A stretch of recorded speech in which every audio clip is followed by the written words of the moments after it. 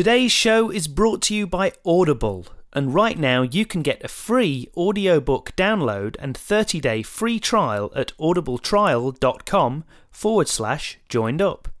There's over 180,000 titles to choose from for your iPhone, Android, Kindle or MP3 player. Thanks for tuning in to the Joined Up Writing Podcast, a weekly show featuring interviews with fantastic authors sharing their personal stories on how and why they write. There's hints and tips for aspiring writers and great book reviews from top bloggers. Follow us on Twitter at JUPodcast. Right, cue the cheesy theme tune. Put down your pen and stop your typing. Grab yourself a drink, 'cause it's Joined Up Writing. Hello and welcome to the Joined Up Writing Podcast, where a little procrastination can go a long way. I'm Wayne Kelly, it's episode 65, and today I'm really excited to be bringing you an interview with the inspirational indie publishing powerhouse that is Joanna Penn. I'm so chuffed to have Joanna on the show, and as you'd expect, she's got loads of advice and inspiration on everything from the writing process, productivity, collaborating with other writers, not to mention talking about her own considerable body of work. We've also got a review in Book Bloggers Corner from one of our regular contributors, Victoria Goldman, giving her verdict on 2 books from Steph Broadrib.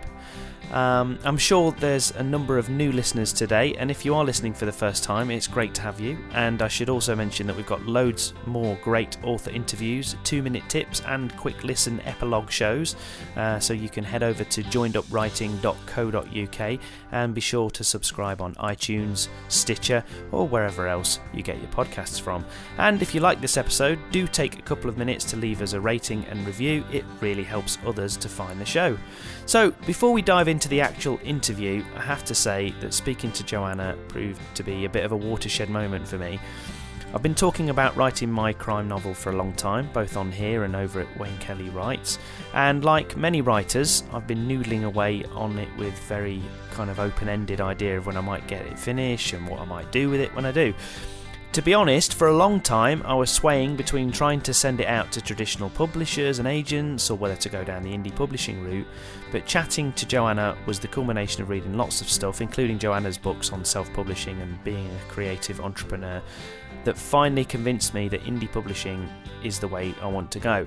But the main reason meeting Joanna really changed my thinking was the question she asked me after we'd finished the actual recording off air. That question? She said, "So, Wayne, when does your book come out?" And I, of course, laughed, made some comment along the lines of, "Haha, good question."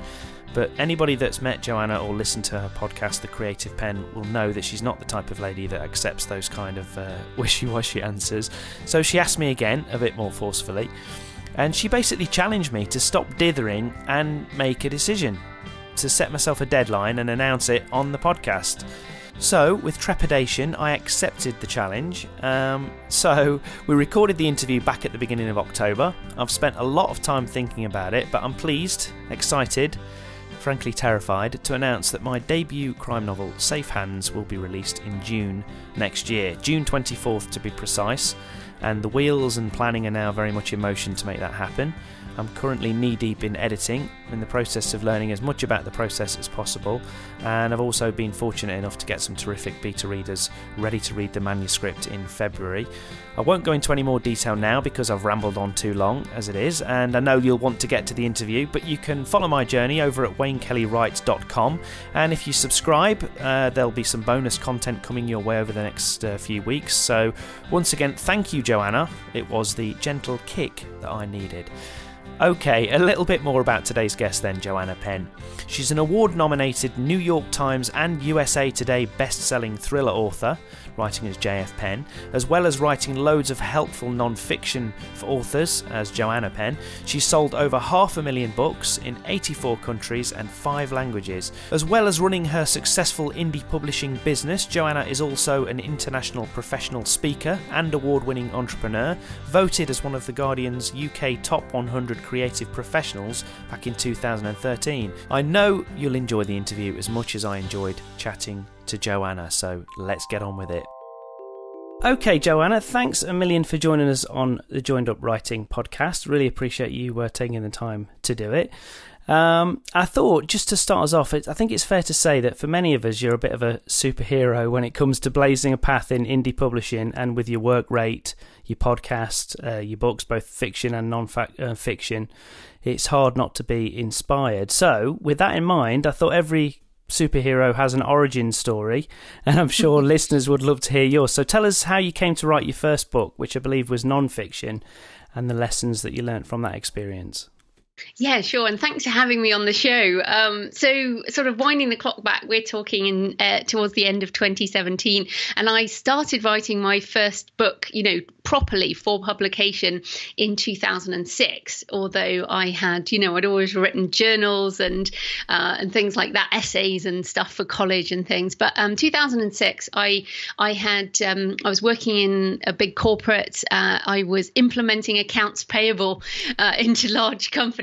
And I mean, it really was quite soul destroying. And yet I had supposedly the life you're meant to have in your sort of early 30s. You have a house and you're sort of on your way to doing all the right things. And yet I felt quite empty, really empty. And I was miserable. I was like, what is the point in doing this job? All I'm doing is earning money to pay the bills. And I go on holiday and I'm just not living the life that I thought I would, like we all do. Yeah, sure.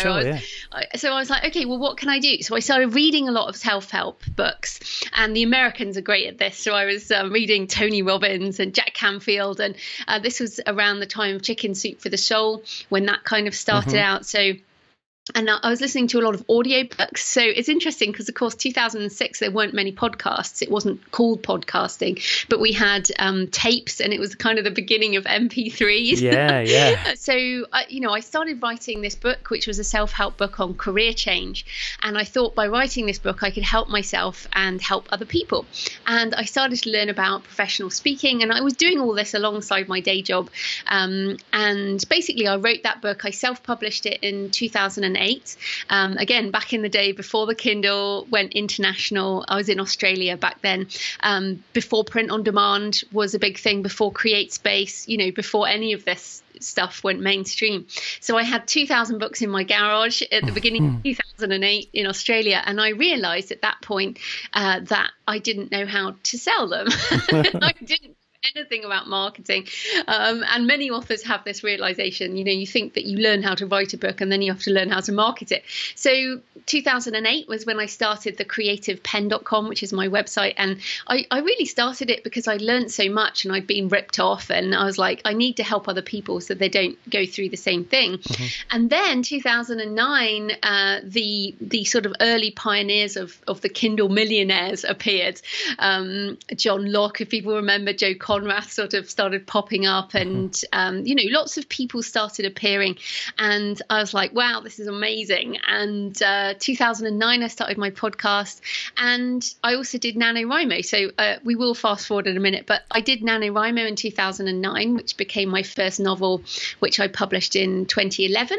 I also left my day job in 2011.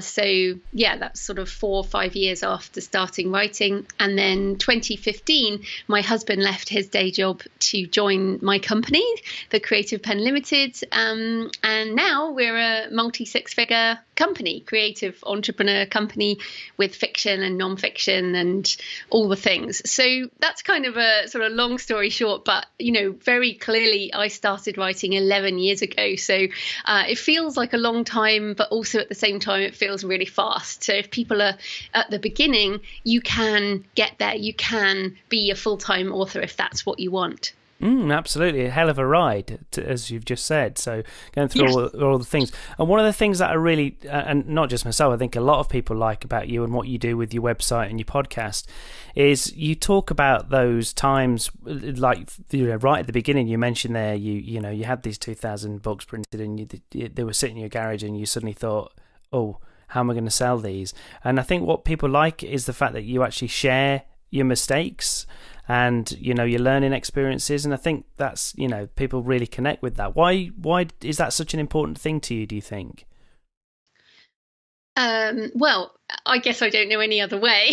I mean, I think one of the things that I like about the internet is that we all are weird and that we can, if we're honestly weird and we're just authentic, I think they call it online, then we'll find people who are weird like us. And, I think that's what's so awesome. I mean, many, I get these kind of heartbreaking emails where people say, oh, my husband or wife, my mum or my dad or my siblings don't get me, my friends don't understand what I'm writing, and then I'm like, well, they're not your market.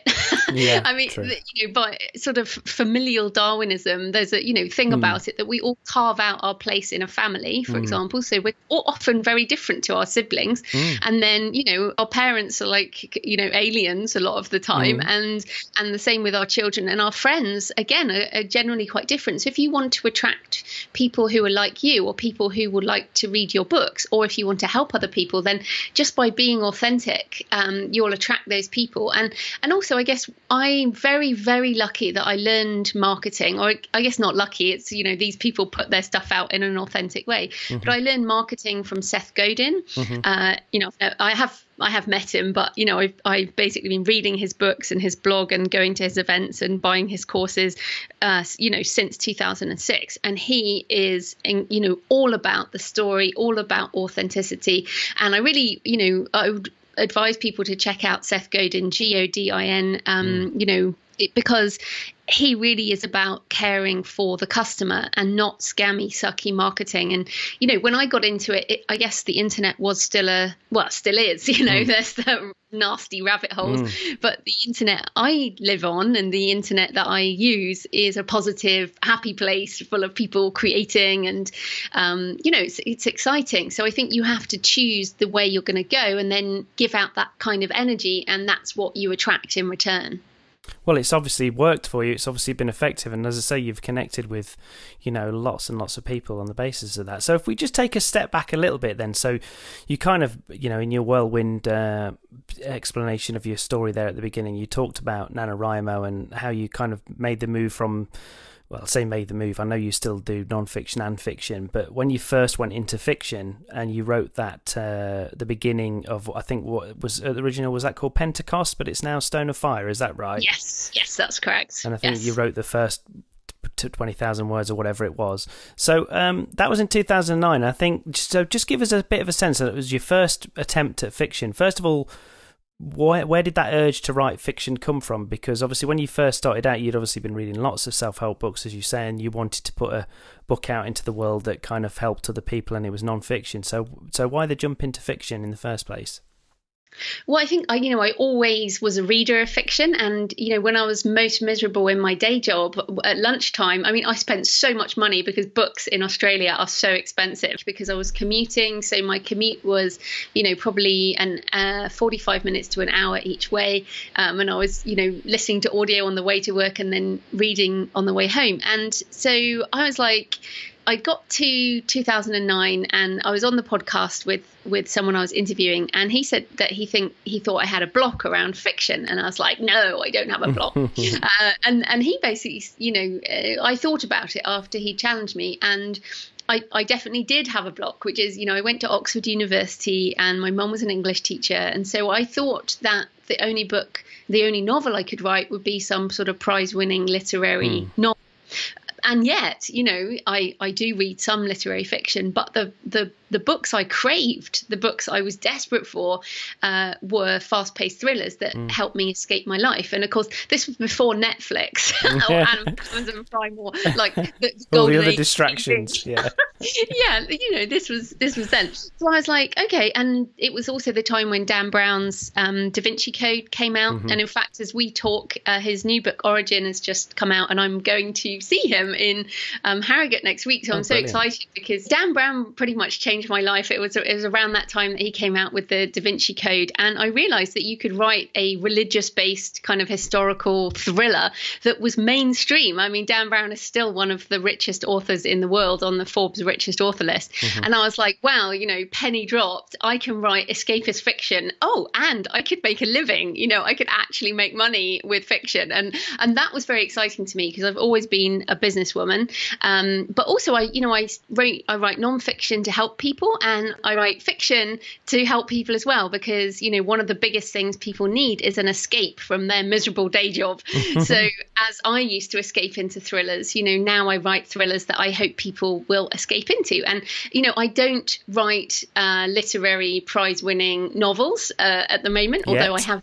Yeah, I am I was a finalist in a literary prize this year, which was kind of hilarious. Congratulations. Yeah, thank you. But I'm, I write books that people can, read quite fast. And, one of my favorite films is Con Air. So that's kind of how I do it. Film. Yeah. And I think it should be fun. I mean, with my nonfiction, I write sort of how-to books, like how to make a living with your writing, or how to market a book, which is here's what to do. Here's a list, some bullet points. But with fiction, you can think about what you think, which, I guess write about what you think. In that, at the moment, I'm just editing my next novel called Map of Shadows, which will be out by Christmas 2017. And on the surface, it's a kind of dark fantasy, with split worlds and a girl who has to go rescue her father, and the world's being invaded and all this. So it's an action adventure, dark fantasy.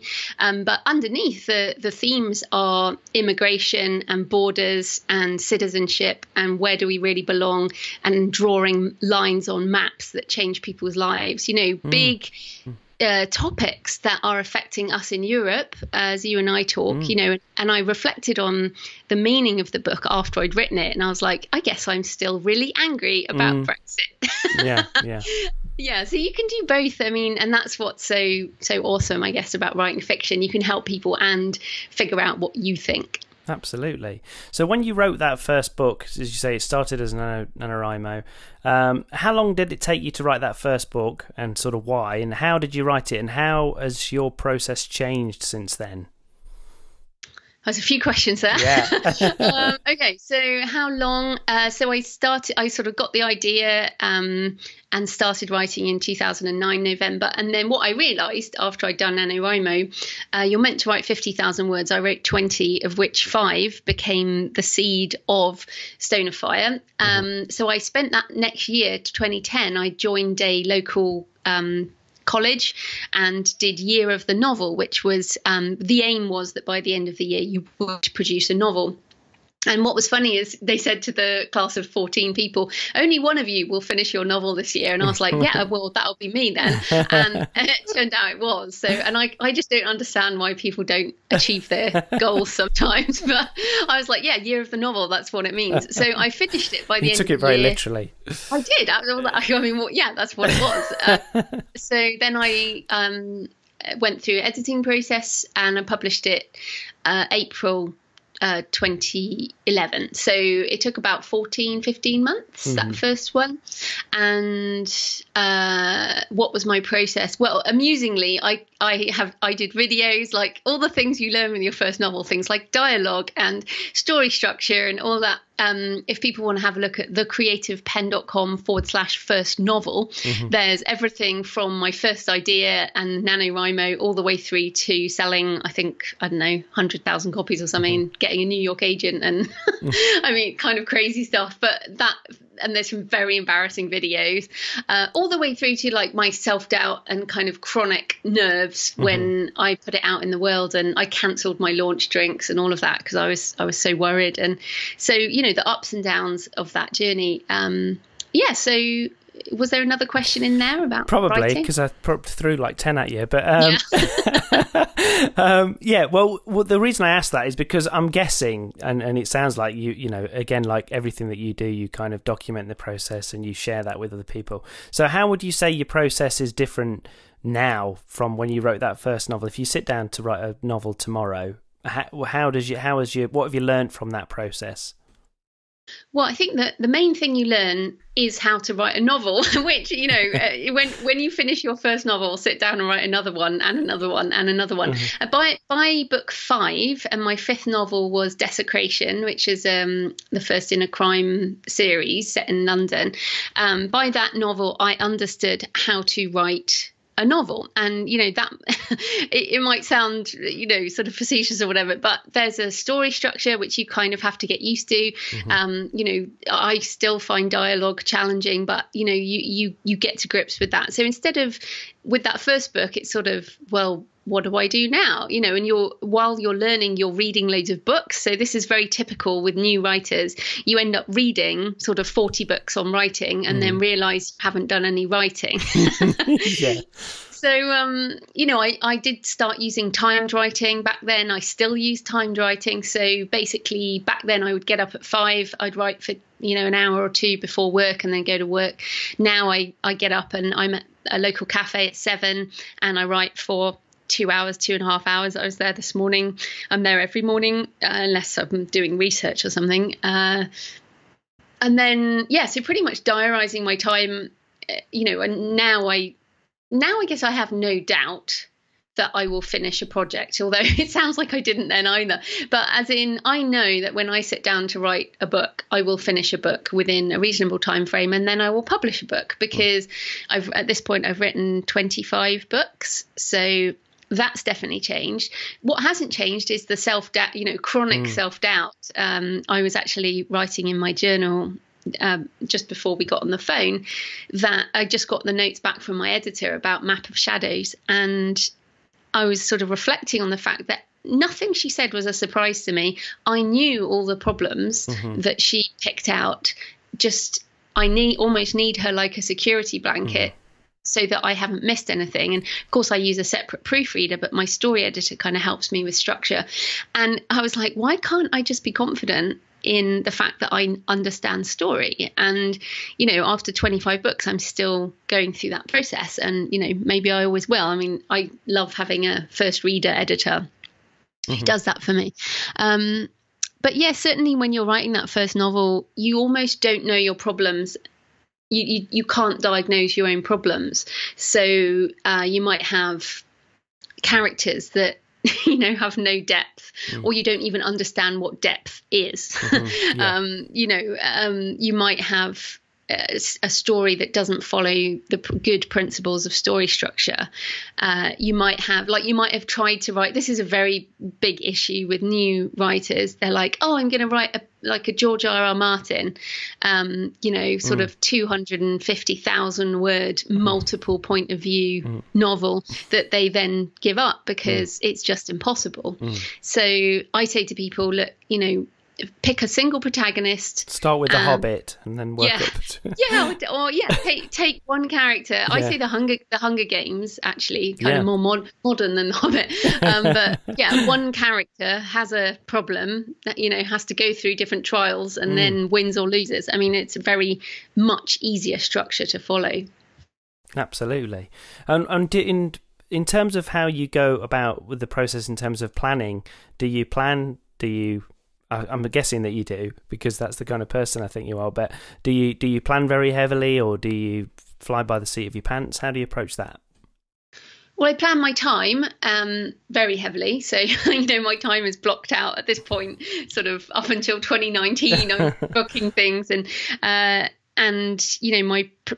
don't do hardcore production schedules, as in I plan my time to write, but the projects change. So sort of earlier this year, a medical doctor came to me and said, that he wanted to co-write a book. So that came in new. So we're putting out The Healthy Writer in January 2018. And that was something I was like, I really want to do that project. And I didn't plan for it. But with the fiction, again, I didn't know I was going to write this novel.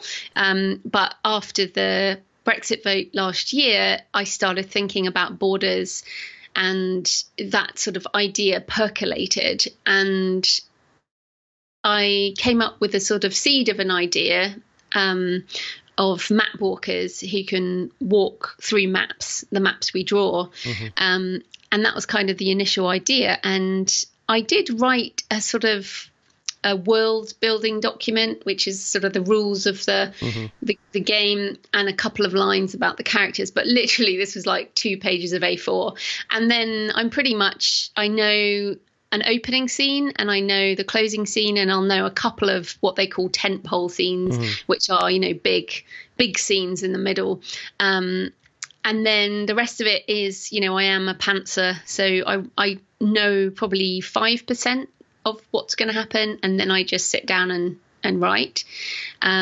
This book I did with dictation, this is my second book I've done entirely first draft with dictation, and so that was quite cool. It goes very fast then, but your voice is quite different. So yeah, it was really fun. But I guess I don't write massive outlines. I write, a few lines, and then I dive into Scrivener and get on with it. Well, that's interesting, considering how prolific you are. I find it encouraging to hear, because I do fly by the seat of my pants quite a lot myself. But I would have thought, with how prolific you are and the amount of books that you put out, that just through sheer speed of writing, that you would need to plan them quite meticulously, or have quite kind of set outlines with the kind of word counts, I'm guessing, that you put out on a daily basis. But obviously you don't find that. Do you find that you have kind of heavy edits as a consequence of that? No, not really. I mean, again, you say I'm prolific, but this is only I guess this is my second full-length novel this year, and I did write a novella. And I did an updated non-fiction and The Healthy Writer. So, that's, but I'm a full-time creative. So, let's just come to the word count. Most people can manage, let's say, 1,000 words an hour. So, or 500 to 1,000 words an hour. So if you take the average thriller, which is sort of 80,000 words, so that's 80 hours, right, of 1,000 words an hour. So that shouldn't take too long if you're full time, because most people work a 40-hour week. So if you kind of say, all right, well, I'm only, even if you're going to do 10,000 words a week, which is pretty slow for a professional writer, that's still only 8 weeks. So I think the speed thing is just hours in the chair. And if you don't procrastinate, if you're at your chair at 7 in the morning and you write for 2 hours, that's 2,000 words. So you can easily do 10,000 a week. And then if you write clean, and I think you only get better at being clean when you've written a number of books. So I don't even know I think this is novel 14 or something. So I should know what I'm doing. And it's kind of like, okay, well, I've got this idea, I'll sit down and write it. And, what a novel is really is what happens next? What happens next? Where does it happen? Who does it happen to? And if it's really, really painful and it's like pulling teeth, then maybe be doing something else that's more fun, because it's kind of meant to be fun for the reader. Unless, of course, you're not aiming to write a book that's fun for the reader, which people, fair enough, don't want to. Oh yeah, I'm not so keen on reading those books, but yeah, I know they're out there. Yeah, well, that's interesting. So, but I'm guessing though that you do, you've kind of touched on it, but you probably do think about these novels for quite a while before you actually start working on them, even if it's just in your back brain and it's while you're doing other things. And yeah, of course. And I mean, you're thinking about the scene you're going to write the next morning. You kind of got to know what you're going to write. So I'm like, okay, so I've just finished my words and I've left my main character, about to enter this maze. So what does the maze look like? What's in the maze? So that the next morning I'm going to be like, okay, so into the maze. And so yeah, I mean, you do it that way. I would say that I know you've had quite a few traditionally published authors on your show. One of the big things about timing is publishers often will take a year to 2 years to publish a book that an author's written. So I'm an independent author, so I choose when I publish, and for me it's much more of a clean process. So I finish my draft, I do my own edit, So my self-edit, it goes to my story editor, I make my changes. It goes to a proofreader, I make my changes, I publish. So it might seem prolific, but it's more like, well, I just publish the books when I'm ready, as opposed to waiting 2 years to do it like that. And most authors, they're contracted to only write 1 book a year. So many professional writers have a day job because you can't, they need something else to do with their time. They're not sitting there writing all the time. Well, that's a good way of looking at it.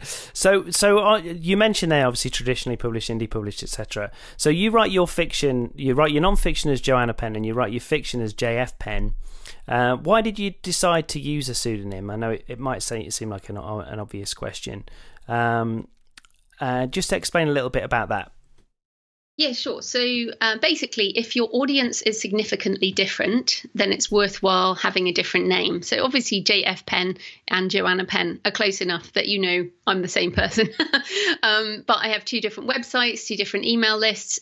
One very important fact is that on Amazon and iTunes and all the different stores is if you click on an author's name, it will group the books by that author. And you can set up an Amazon central author page, and you can have bio and tweets and blogs and everything. So your author name is what groups the books on your on the platforms and your website, your email list. So if your audience is completely different, so the average reader is not a writer. I mean, it might seem sometimes like we're in this big echo chamber where everyone's a writer, but it's not true. Yeah. I mean, 90, I think it's ridiculous. Like 99.99% of people consume, they don't produce. Sure.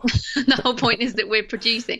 So if you think about the audience for Joanna Penn and the Creative Penn and this podcast is completely different to the audience who reads Stephen King, Dan Brown and JF Penn. So I want to keep them separate, both for my own, and I was just preparing a newsletter or an update today for my JF Penn audience, which is completely different to the newsletter I prepare for the Creative Penn. So you're talking in a different way. I mean, my JF Penn readers do not care how I write. I mean, I don't think they care. I mean, they care that I'm writing more books and I'm not fast enough for them. So, and I put out, like I'm on Instagram as JF Penn. I have a Facebook page as JF Penn. On Twitter, I'm pretty much, the Creative Penn. So I have these kind of 2 different brands that have 2 different audiences. And, to be fair, only about 5% of the audience from the Creative Penn move over and read my fiction. Yeah, because everyone likes different novels, right? So, sure. So I think those are really important reasons why having 2 names is good. I also have a 3rd name, which is still secret, which is a sweet romance pen name I co-write with my mum. So we're doing that together, and that is a completely different name that, as yet, I am keeping quiet because I heard you mention that on your podcast. Yeah. So when are you going to reveal? When are you going to reveal that to the world? I'll probably reveal that in early 2018 once we have 3 books and we've sort of populated our also bought. So this is another big reason, in an era of big data and algorithms run by AIs, what you have to do is think about all these little bots on Amazon looking at who are the customers. And that Amazon serves books to people. They're like, oh, you bought this, you might like that. What I don't want to do is contaminate my sweet romance pen name with books from my other names, because then the little bots don't know that they should be serving it to the romance readers. So that's another good reason. But yeah, just a little warning, it's a lot of work to maintain multiple Really? You surprised me. I'm not surprised, not to mention probably making you feel a little schizophrenic at times. Oh no, I prefer that because JF Penn is quite a different character to Joanna Penn. Well, I know you describe yourself as a change junkie, so yeah, it gives you a chance to just keep changing around, I suppose. Yeah, it does. And, I love it. I couldn't, people said, oh, which one would you give up? And I'm like, well, neither of them. I'm not going to give up writing fiction or nonfiction because they serve different purposes, both in my life and in other people's lives. Like there are people who are going to read, How to Make a Living with Your Writing that will never read one of my novels. And that's cool. We can't expect all of our books to target everybody. Sure. So, yeah. Well, I know you were talking about the pseudonym, and you mentioned How to Make a Living as a Writer, which I've listened to actually on Audible. But I know in that you talk about pseudonym and genres, and the idea that with traditional publishing particularly, they often suggest, if a writer suddenly says, they write thriller and they want to write fantasy, they'll either get dropped or they'll get told they need to do it under a completely different name or whatever. Obviously, your JF Penn, although it's where your fiction lives, within that you have kind of got a number of different kind of subgenres, if you like, because you've got your arcane action adventure series, you've got your London crime thriller series, and I know you've got some other standalone books and some collaborations as well. But why is that not, you've kind of touched on it, but why is that not such an issue with indie publishing? Well, there's a different business model for indies. Traditional publishing is based on a spike and then drop model because they're primarily concerned with print sales in bookstores. So their aim is that when this author's book comes into the queue, because of course they've got lots and lots of books they're publishing every month. So they're like, okay, it's this month, so now it's Wayne's go, and we need everything to do with Wayne happens this month, and then next month it's someone else's turn. So the aim there is to get, massive spike on your sales, hit the Sunday Times or whatever, and then they'll ignore you and move on to the next author, which is, what happens. If your book does really well, they're like, yay, we can, promote Wayne again next year when his next book comes out. And if you're not, that's when they will often say, okay, well, maybe we'll change your name and you can start again as a debut. So the business model there is debut or big seller. There's no real mid list. And what's happened now is kind of the mid list is being more and more indie authors or hybrid authors. So a lot of traditionally published authors are self-publishing backlist books, or under another name or whatever they can do. And what the indie business model is, a smaller spike on launch but sustainable income for the long term.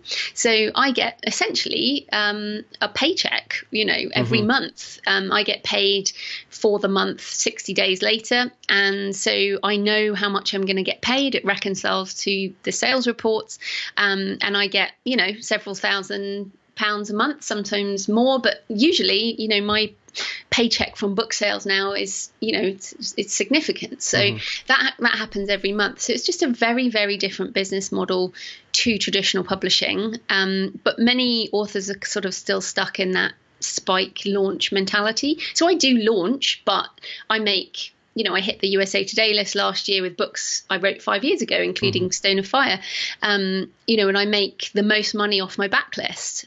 So every new book just kind of adds to that. But I guess then so if I change names, then unless it's for a very good reason, I will lose the momentum and the backlist for that name. So with the Sweet Romance name, it was so hard because I so wanted to tell people. I was like, oh, I'm missing out on sales.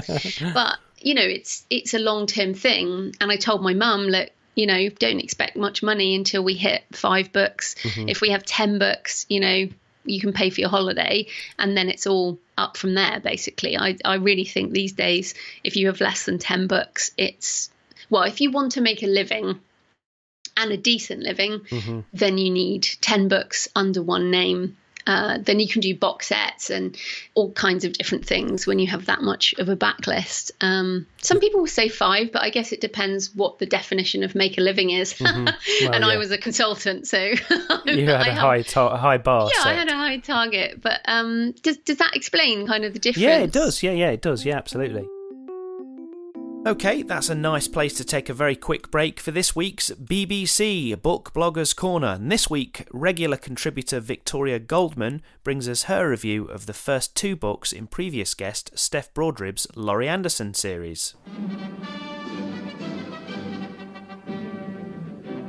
This is the BBC Book Bloggers Corner.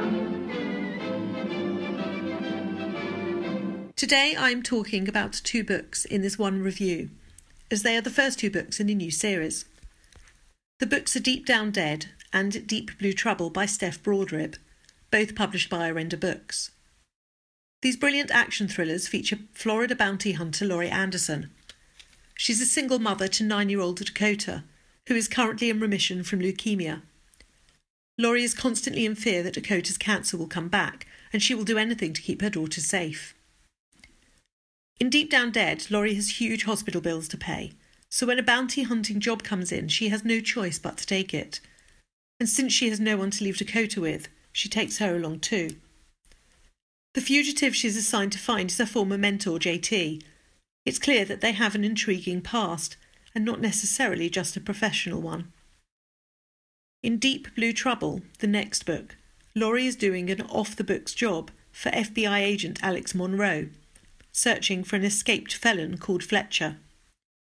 She's being threatened and has everything to lose if this job goes wrong. This time, she doesn't take Dakota with her, but her daughter is never far from her mind. JT is currently behind bars and in danger, and Laurie has taken this job to save his life. If she brings back Fletcher, JT goes free. Both books are gripping, fast-paced, fresh and fun. The author is English, but writes with an authentic American voice and has created a cast of realistic characters. When researching the books, she trained as a bounty hunter and travelled around the US scouting locations, and this shows in her writing. Her vivid descriptions put me right into the heart of the action, and also the Florida and California settings. Both books were difficult to put down and kept me reading late into the night. Lead character Laurie is an all-action girl, but she also has a feminine side. The inclusion of Dakota gives Laurie a focus other than her bounty hunting, as well as a sense of responsibility and a softer side. It also means the reader is in for an emotional journey. These books made me cry, laugh, scream, wince and hold my breath. JT is another great character and is certainly building up a fan base himself. In Deep Blue Trouble he has a voice, so you get inside his head, as well as Laurie's. If you're an action thriller fan, I urge you to check out this series with its strong female lead, thrilling plots and plenty of heart. Steph Broadrib, also known as Crime Thriller Girl through Twitter and her blog, has created 2 fantastic rollercoaster reads that would be perfect for the big screen. Think Stephanie Plum by Janet Ivanovic and Jack Reacher by Lee Child rolled into one. I can't wait for the next book. Both books are available in ebook now. Deep Down Dead is also available in paperback, and Deep Blue Trouble will be available in paperback from January. Book Bloggers Corner. Thanks again to Victoria Goldman, and she blogs at Off the Shelf Books, which features reviews and interviews with authors, publishers, editors and agents. It's a great blog, you should go and check it out. And you can also find her on Twitter at Victoria Goldmar 2. So make sure you go and look her up. Okay, so let's get back to my chat with Joanna, where we talked a little bit about collaborating with other authors. Well, one of the things I did touch on earlier is that you've collaborated on lots of projects. You mentioned a non-fiction project, which I wanted to talk to you a little bit later, actually, for the epilogue. But with fiction, one in particular that caught my eye was the American Demon Hunter's Sacrifice that you wrote with Jay Thorne, Zach Bohannon, and Lindsay Barocco, which I believe, according to the bits and pieces that I read, came about because you were all on the same New Orleans-bound train. So is that right? We were deliberately on the same train. It wasn't. We didn't I didn't think you just bumped into each other. Now that would be great, but yeah, no, I didn't figure you just met up. So, are you an author as well? So tell us how that came about, and just in general, have you got any kind of quick tips for people who are thinking about collaborating with other authors? I know you've got a book on the very subject. I do, yes. Co-writing a book, which I co-wrote with Jay Thorne, who I also, so I co-wrote Risen Gods with Jay Thorne back in 2015. And Jay is a horror writer, and he does a lot of collaborations. So he's like the master of collaborations, and he is a musician. So I think musicians are much more used to working with other people. Authors are not. And I had spent years going, there's no way I'm collaborating. I'm such a control freak. And then Jay was like, maybe we should do something. And then I had an idea for a dark fantasy novel in New Zealand. So that was we did that in 2015. So then Jay was like, hey, I've got an idea. How about we co-write a book on a train? And I was like, okay, that sounds great, because I love writing, but you thought it was like the 8:15 to Paddington or something. Yeah. Well, one of the reasons for doing this job for me is the travel. So Jay's like, fly into Chicago and get the train to New Orleans, or New Orleans, as we have to say. It's a place I've wanted to go for a long time. In fact, I was booked to go just before the Katrina and the levee broke and all that. So I was like, I have to go. And the fact that we were going to write a book together meant it was entirely tax deductible. So I was like, hell yeah, I'll be there. So the four of us got on the train in Chicago, and I spent a couple of days in Chicago beforehand doing some research, trying to find a story.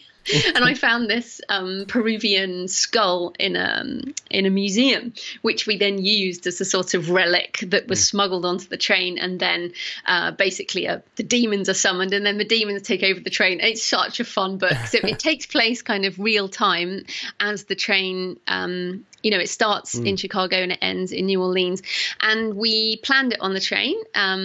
And then we spent a week in New Orleans writing. So because I had jet lag, it was awesome. I would get up at sort of 5 a.m. and write every morning, and then give my words to the others. And I would go back to bed. I would do tourist stuff. So I was like kayaking the bayou and going and seeing all the haunted stuff. So basically it was, and then the writing was fine. The editing was absolute hell. Again, because I'm a control freak, I did quite a lot of that, and structure with four. So we all wrote a character, and then we, each wrote a point of view, and then wove them together into one narrative. So it was probably the most creatively challenging thing I've done for a long time, but it was a lot of fun, and I learned a lot that week. So now I'm, and in fact, it probably changed my writing life, because this year now I've co-written 3 books with my mum, and I didn't mention those before. There are 3, and then with the Dr. Ewan, we're doing The Healthy Writer, and I'm definitely going to do more collaborations in the future. And what sort of, if you've got like just a couple of really quick tips for people if they're embarking on or thinking about embarking on a cooperative project with somebody, what are the kind of headline things to think about? Well, the main thing is to start a Google Doc, because you need to collaborate somewhere, and Google Docs is really good. So open a Google Doc, get on Skype. I mean, Jay and I hadn't met when we did Risen Gods, so it was the first time we met 2 years later. So, but we got on Skype and we essentially wrote down everything. So we wrote down all the responsibilities, how it would be published, all the financials, all the legal. You do a contract, because this is bigger than marriage potentially. Copyright lasts 70 years after the author dies. So what if you write a book that becomes the next Star Wars? I mean, you have to plan for the worst, as in the worst is that probably it's not the worst. Many collaborations fail, so you might not even get a finished book. The worst would probably be to publish it and then have a big fight. So what you want is, in that document up front, is to cover every angle, and Jay and I actually include a copy of our contract in the book co-writing, so people can find that there. And then communication is really important. So in Risen Gods we kept a separate Google Doc diary, so each day we would write in it what we were feeling, because we're both introverts. We didn't want to get on the phone.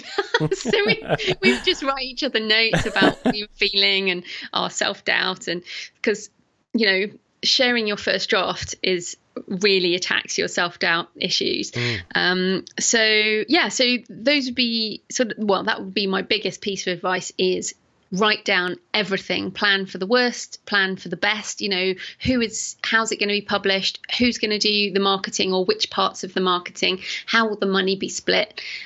All of these different things are super important to get sorted out up front, so that everything is fine once you get going. And then it's communication along the way and both pulling your weight, essentially. Yeah, so I guess part of that comes down to choosing the right person to collaborate with in the first place.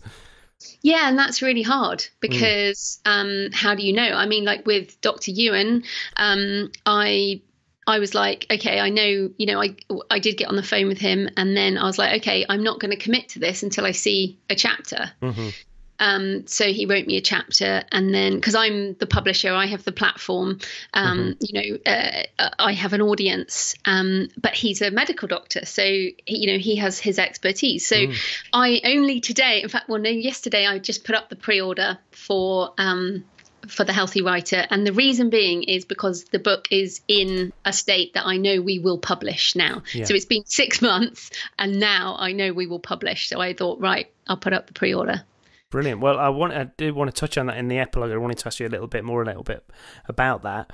But just before we kind of move towards wrapping things up, I did get a couple of questions from Twitter, one of which I think you spotted and very quickly answered on Twitter because you like that and you're very efficient and you want to get to people straight away. But I'll ask you that one first just so that people listening kind of get an idea. Richie... let me try that again. Richie Yanakovitz, I think it is, who struggles with procrastination and wanted to know your top tip for focusing and getting the work done. And as I say, you did actually reply, but the people... No, I can't remember what I replied. Well, I've got the reply if you don't remember, but I suspect you'll say something similar anyway. So yeah, if you're struggling with procrastination and need to focus and get the work done, what would be your kind of your way of approaching that? What was your answer to that, do you think? I can't remember what it was, but I think I would say that timed writing is really important. So, like, set a time in your diary as if you would any other commitment. So, like, I went to the dentist today. It went in my diary. I went to the dentist. Like, people take these things seriously. So, take your writing time seriously and diarize it. Put it in your calendar like you would anything else serious. And then go to wherever space you are going to, and then write, and like stop making excuses. If you want this, you will make time. That's the bottom line. That is pretty much what you said. You said good. You said simple. Schedule your time in your diary. Take it as seriously as you would any other business appointment. So there you go. You're stuck to your own advice. That's good. And also. A friend of mine and somebody that's bought tons of your stuff, she's a really big fan, Maria Smith, wanted to know how you deal with getting stuck when writing your novels. And she's not talking about writer's block, because we all know that doesn't exist, but more, I'm thinking more difficult plot or kind of character problems. Do you occasionally come up against a bit of a roadblock, and how do you deal with that? Well, hello, Maria, and thank you for supporting my books. So for me, it is about putting stuff in your head. So many people think, I just have to create out of my head and that's all. But the point is, you need to put stuff in your head. You have to fill the creative well with things. So, and then your unconscious will create new stuff from that. And for me, it's often research trips. So I'm going to San Francisco in a couple of weeks, and I'm doing a lot of research there for the next Arcane book, which will tie into New Orleans. Now, I don't know how it will tie into New Orleans, but I know that I will find the story there, like I found in Chicago, like I found in London.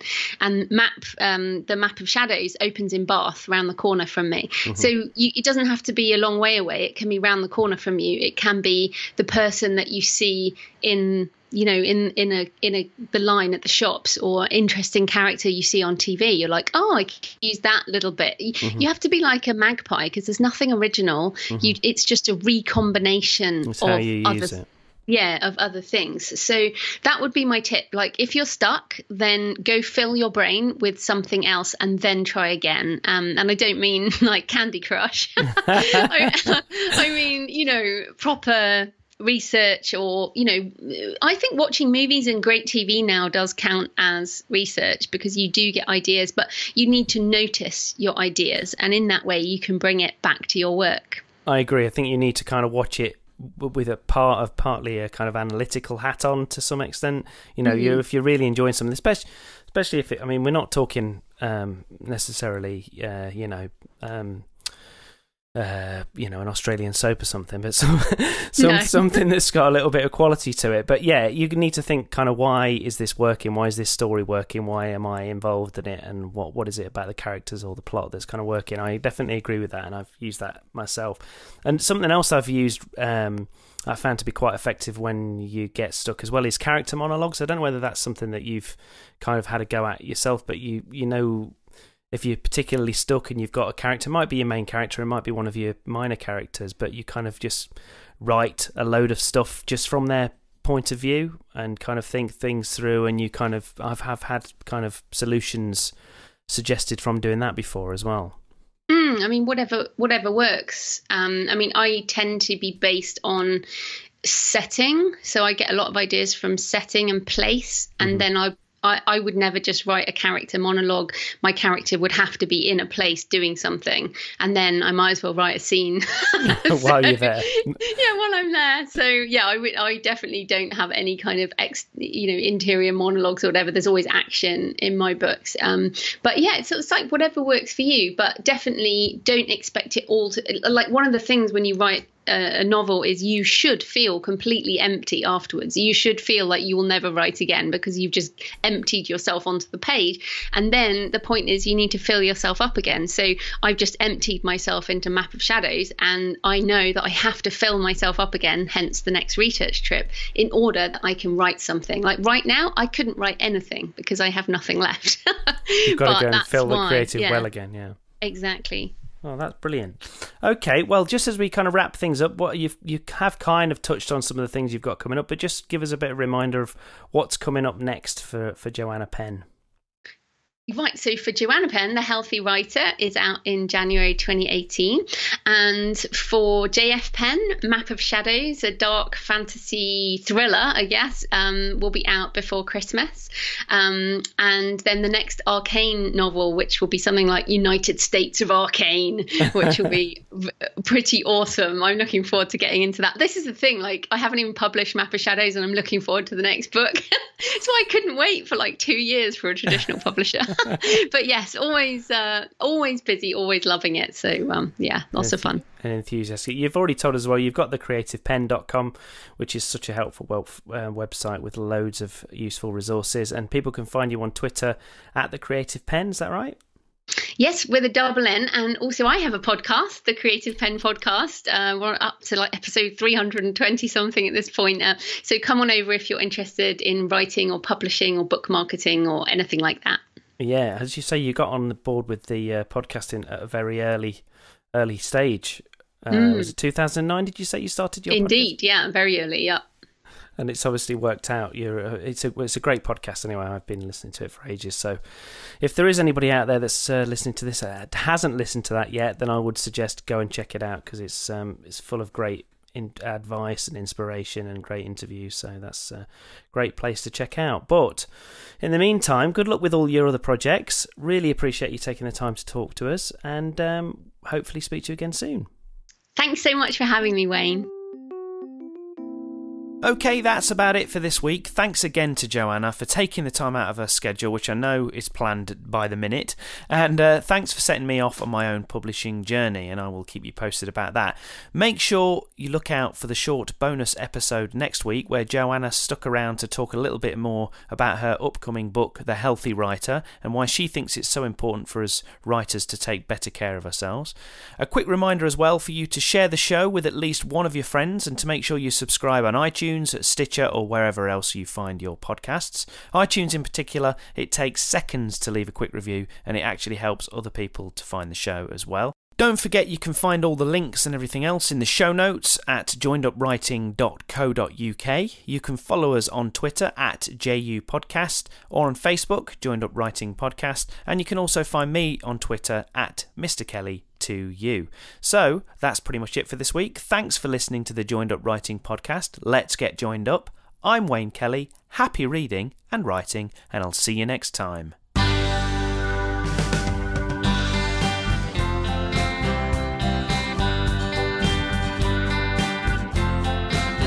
joined up